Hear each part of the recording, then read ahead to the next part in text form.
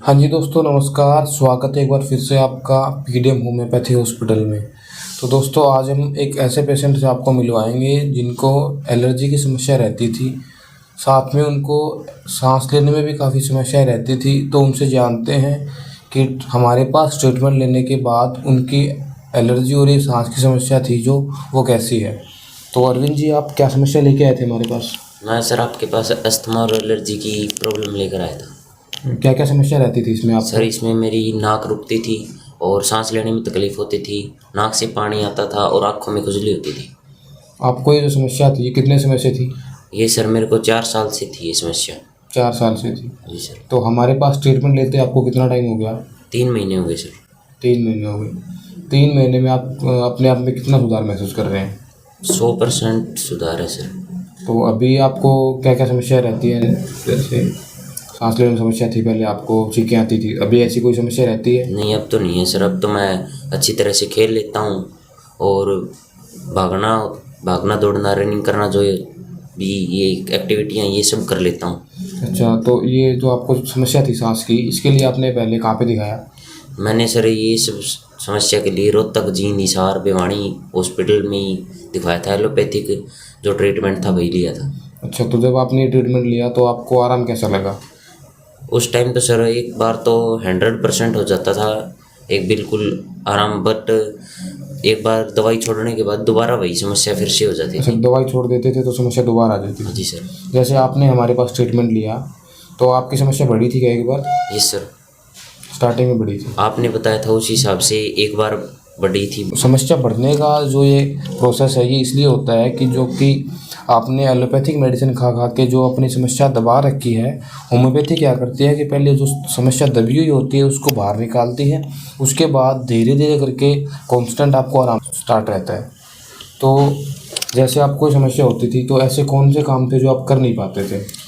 एक तो सर यही था कि मैं दौड़ नहीं पाता था, और जैसे वॉलीबॉल आती ये सब खेलते हैं धूल मिट्टी वाले खेल, तो ये भी नहीं खेल पाता था। धूल मिट्टी वाली जगह जाना पड़ता था तो वहाँ भी नहीं जा पाता था।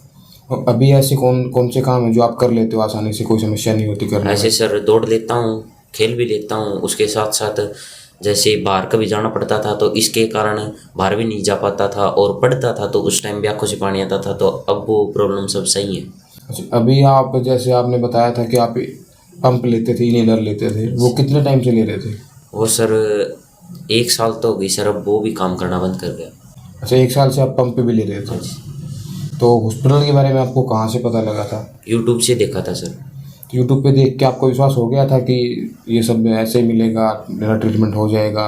प्रॉब्लम के कारण सर विश्वास तो करना पड़ा, आकर देखा तब पता चला है कि ट्रीटमेंट कितना अच्छा है। अच्छा, जैसे आपने हमारी दवाइयाँ ली तो आपको कोई साइड इफ़ेक्ट लगा क्या?